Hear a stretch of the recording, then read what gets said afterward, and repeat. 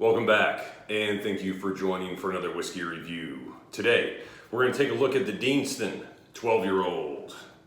Unchill filtered and uncolored. 46.3% ABV.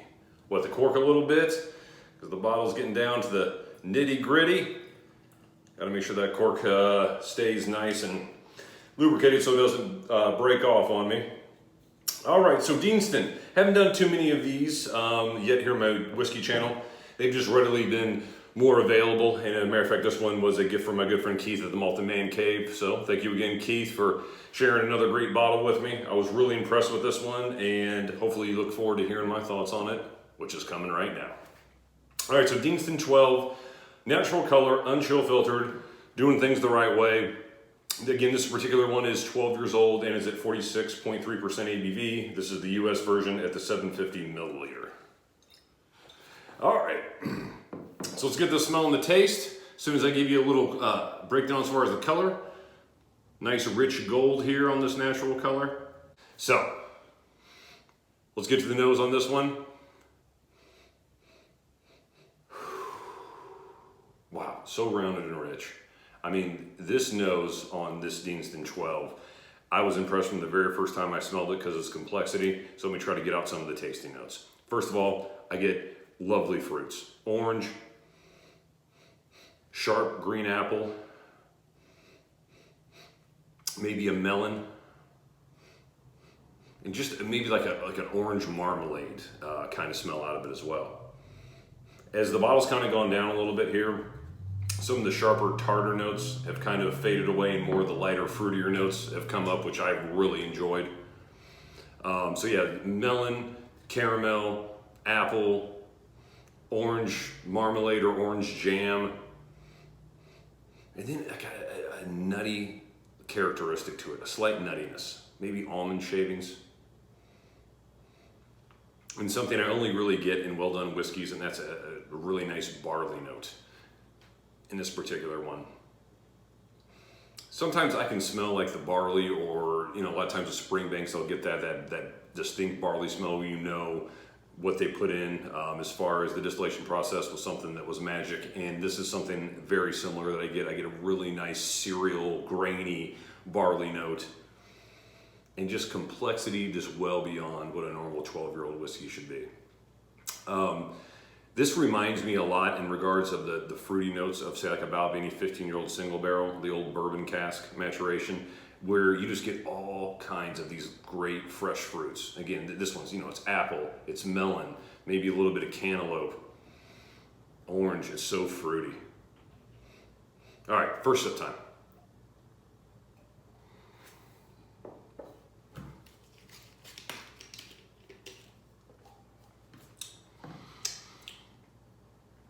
Toffee, caramel. It's kind of the same thing, but kind of dances forth of a sugary note between both of them. I would say a tad bit of ginger, vanilla, of course, and a really nice oakiness, especially out of a 12-year-old whiskey. Not only is it oaky, but also with a barley note, with it just being 46% ABV. It is just outstanding for its age. I mean, I would put this up with some of the best 12-year-old whiskeys out there on the marketplace. First one that comes to mind is the Balvenie 12-year-old Double Wood. Now, granted, that's at a 43% ABV, where this is a 46.3, so it's a nice little uptick as far as ABV, which pretty much leads me to my next statement. I don't know if there is a better 12-year-old whiskey on the market than this Deanston 10. It is excellent and a very affordable whiskey. Somewhere, I want to say I saw this for $64 or $68 roughly.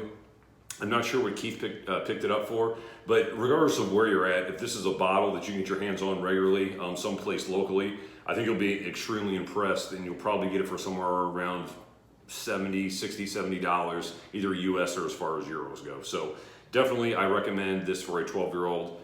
I recommend it for any whiskey fan in general, but definitely if you're looking at 12-year-old whiskeys that are under $100, this should be one of the ones on the top of your list. All right, so give it a little swirl around the glass with some water in it. Let me see if I'm picking up any different notes with a few drops of water. And actually, if you noticed at all, that was more than a few drops of water. That was pretty heavy on the water. So let's see what we're getting there. Still getting that barley note, still getting a lot of those fresh fruits. The apples subsided. Now the cantaloupe / melon note is more prominent with water on the nose.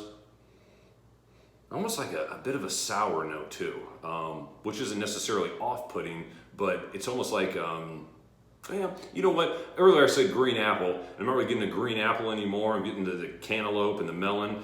But I will say maybe some of the sharpness or some of that sour note is that green apple. It's just watered down to some degree, and now it's coming off more sour. But the barley's still there. That nuttiness is still there. Man, that orange jam, that orange marmalade, just, it's not like a zesty orange, it's very, very light. It's almost like, have you ever had like lemon drops, those little like confectionery candies? We have them here in the States. Wherever you guys are watching, maybe you've never tried them before, but it's like that. It's like an orange wedge, those orange gummy candy wedges that are just covered in sugar, and my goodness, it is just a sweet, also a little bit sour, fruity, well-balanced, barley-rich dram. Extremely impressive for its age. All right, last sip time with a little bit of water, see if it changed much.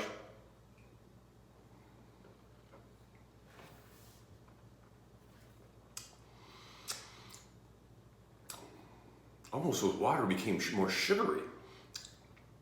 Like a confectionery, sugar, high fructose corn syrup sweetness. Toffee, sweet candied toffee. Still a little bit of that ginger. Actually a little bit of salt mixed in with that now that I throw a little bit of water into it. The vanilla's there, the oak's there. It is an incredibly impressive dram, especially for the price. So let's get to whiskey score on this one. I'm going to give it a score of 88 out of 100, which is still, when I score a whiskey, I'm scoring it regardless of what it costs.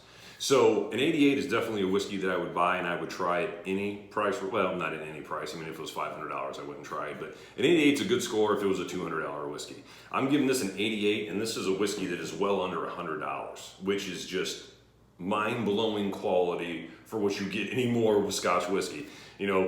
I was chatting with one of my good buddies not long ago, and we were talking about how every year with some distilleries you get less and less as far as a product, but the price keeps going up. We were talking about Macallan. So we're talking about how, locally here, the 18 went up again in price, and how the new 18s just don't compare, like even to the ones that Edgerton first made back in '96, which are not as nearly as good as the ones that were made by Remy, 91 through 94. So what I want to say is this particular distillery is really giving you quality whiskey and really good bang for your buck, to where a lot of whiskey distilleries, especially over in Scotland, it feels like the prices are going up and the quality's going down. This price is stagnant, but the quality seems to really be going up on this Deanston 12. I had an older one, I think it had a white label if I'm not mistaken, or mainly white, where this is kind of a tan. And I was not nearly as impressed with it. In fact, was so blasé about that particular bottle, I didn't even bother to do a review on it. But when I got a chance to try this one with the tan label on it, I knew I had to bring it to you guys, because if you're a fan of fruit, sweet, malty, single malt Scotch whiskeys, you got to get your hands on this. Anyway, 88 out of 100. That's my score on this one. I would highly recommend it. Once again, I want to thank you for joining for another one of my whiskey reviews. I'll see you in the comment section, and until next time, happy drinking.